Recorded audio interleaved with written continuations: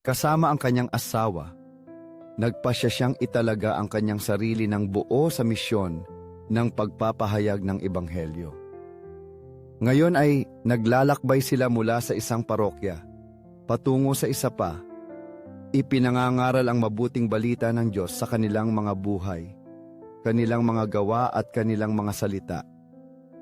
Sa tuwing nakikita ko ang ngiti sa kanyang mukha, ang kaligayahan na bumabaha sa kanyang kaluluwa, hindi ko maiwasang tanungin ang sarili ko kung kaya ko bang iwanan ang lahat upang sundin ang panawagan ng Diyos tulad ng ginawa niya. Ang sigasig at kagalakan na iyon ay tila nakakahawa. Tulad ng isang apoy na nagliliyab sa aking puso, na nagpapadama sa akin ng pagnanais na mabuhay para sa Diyos at ibigay ang aking sarili sa Kanya. Magiging kahanga-hanga kung tayo rin ay magiging matapang. Kung tayo ay magkakaroon ng sapat na pananampalataya at pag-ibig upang maging handang iwanan ang lahat at sumunod kay Jesus nang walang pag-aalala o pag-aalinlangan.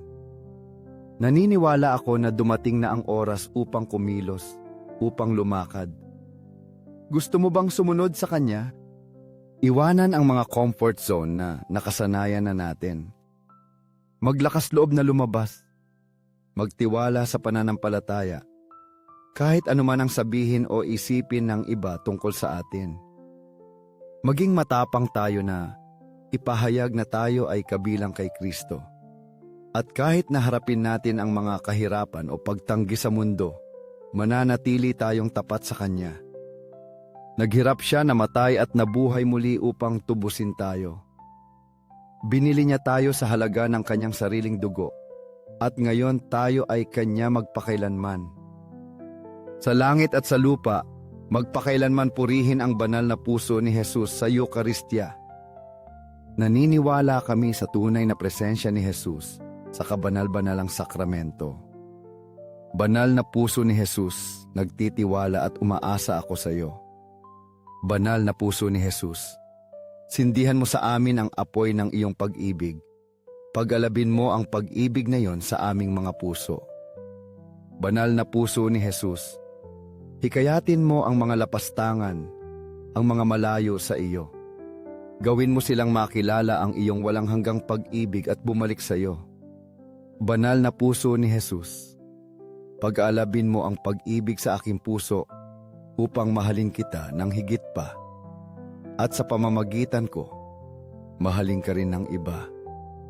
Banal na puso ni Jesus, iligtas mo ang mga makasalanan, tulungan mo ang mga naghihingalo at palayain mo ang mga kaluluwa sa purgatorio.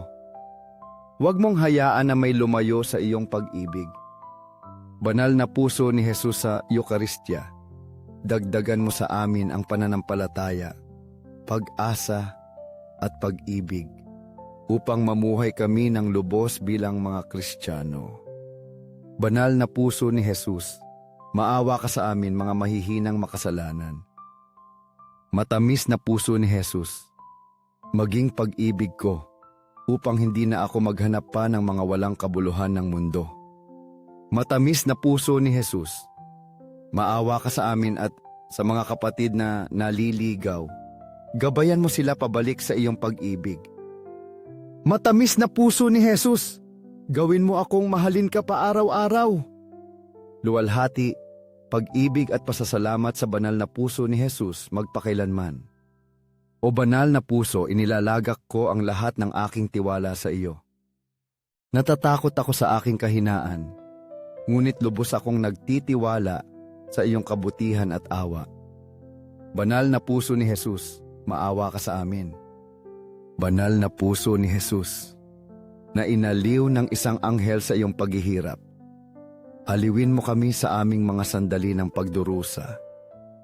Banal na puso ni Jesus, nagtitiwala ako sa iyong pag-ibig sa akin. Huwag mong hayaan akong lumayo dito. Banal na puso ni Jesus, protektahan mo ang aming mga pamilya, ang mga kabataan, ang mga bata, at ang mga matatanda. Banal na puso ni Jesus, Ipaalam mo ang iyong sarili, mahalin at sundan sa buong mundo. Banal na puso ni Jesus, dumating nawa ang iyong kaharian. Lubusan kaming nagtatalaga sa iyo sa pamamagitan ng Birheng Maria. Banal na puso ni Jesus, mahalin ka nawa saan man, makilala at sambahin ka ng lahat. Ibinibigay namin ang lahat sa iyo, banal na puso ni Jesus. Matamis na puso ni Maria, ihanda mo ang isang ligtas na landas para sa amin na magdadala sa amin kay Jesus. Matamis na puso ni Maria, maging kaligtasan ka ng aming mga kaluluwa. Matamis na puso ni Maria, iligtas mo kami. Amen! O kabanal-banalang sakramento sa altar, naniniwala ako, sumasamba, nagtitiwala at nagmamahal sa iyo. Humihingi ako ng kapatawaran para sa mga hindi naniniwala, hindi sumasamba, hindi nagtitiwala at hindi nagmamahal sa iyo. Sa langit at sa lupa, magpakailanman purihin ang banal na puso ni Jesus sa Eukaristya. Sa langit at sa lupa, magpakailanman purihin ang banal na puso ni Jesus sa Eukaristya. Sa langit at sa lupa, magpakailanman purihin ang banal na puso ni Jesus sa Eukaristya. Amen. Narito ang iyong isinalin. 5 minuto kasama si Jesus na nasa sakramento. Sa ngalan ng Ama, ng Anak, at ng Espiritu Santo. Amen! O Jesus ko, bihag ng pag-ibig nakatago sa maraming nakalimutang mga tabernakulo, nananatili ka roon ng tahimik, naghihintay sa aming pagdalaw. Ikaw ang mabuting Jesus, na hindi kailanman tumitigil sa pananabik sa aming pag-ibig, sa kabila ng aming mga pagkawalang bahala at pagkalimot. Ngayon ako ay lumalapit sa iyo, na may pusong puno ng pasasalamat at kababaang loob. Kinikilala na hindi ako karapat-dapat sa iyong presensya, ngunit nagtitiwala sa iyong walang hanggang awa. Panginoon ng tabernakulo, isinasamo ko sa iyo na dagdagan ang aking pananampalataya, na bigyan mo ako ng biyaya na magtiwala sa iyo, kahit na ang mga anino ay bumangon sa aking paligid.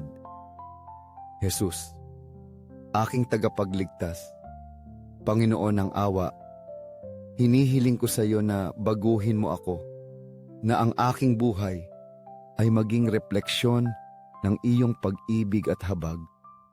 Tulungan mo akong maging mas maawain sa iba, na makita sa bawat mukha ang bakas ng iyong larawan, na magpatawad tulad ng iyong pagpapatawad.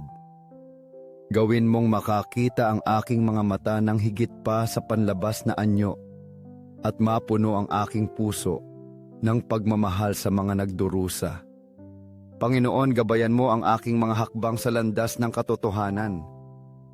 Minsan nadarama kong ako ay nawawala, nakulong sa mga kontradiksyon ng mundo.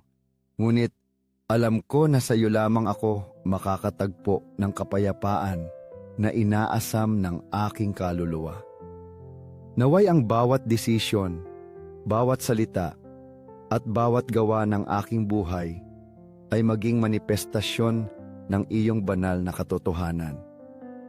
Jesus ng tabernakulo, sa iyong presensya natatagpuan ko ang kapayapaan na labis na kailangan ng aking puso. Hinihiling ko sa iyo, Panginoon, na hindi mawala sa akin ang pagnanais na ibigin ka ng higit at higit pa, na ibigay sa iyo ang lahat ng ako. Naway sa bawat bukang liwayway, ang aking unang pag-iisip ay tungkol sa iyo, at na sa pagtatapos ng araw, ang aking huling panalangin ay maging isang bulong ng pag-ibig at pasasalamat. Gawin mo na sa gitna ng mga gawain at hamon ng buhay. Hindi ka makalimutan ng aking kaluluwa, ngunit palaging dalhin ka sa loob, tulad ng isang buhay na apoy na walang tigil na nagliliyab. Jesus ko, tinuruan mo ako na hindi kailangan ng mga komplikadong salita o engranding kilos upang mapalapit sa iyo. Ang tunay na panalangin ay matatagpuan sa bawat sandali, sa bawat pag-iisip, sa bawat maliit na gawa ng pag-ibig. Kapag nagsimula ang aking araw, sasabihin ko sa aking puso, Panginoon, gawin mong panalangin na kalugod-lugod sa iyo ang aking gawain. Naway ang lahat ng aking gawin ay para sa iyong kaluwalhatian. Kaya ang bawat gawain, gaano man kaliit, ay nagiging isang gawa ng pag-ibig at sakripisyo. At kapag humina ang aking lakas, tatawagin kita tulad ng ginawa ni Padre Pio. Manatili ka sa akin, Panginoon, dahil kung wala ka, ay mawawala ako. Sa buong araw, maglalaan ako ng oras upang lumapit sa iyo kahit na ilang minuto lamang. Hahanapin ko ang kapilya ng tabernakulo at doon, sa banal na lugar na iyon, mananatili akong tahimik, nakatingin sa iyong mga mata. Tinitingnan kita at tinitingnan mo ako.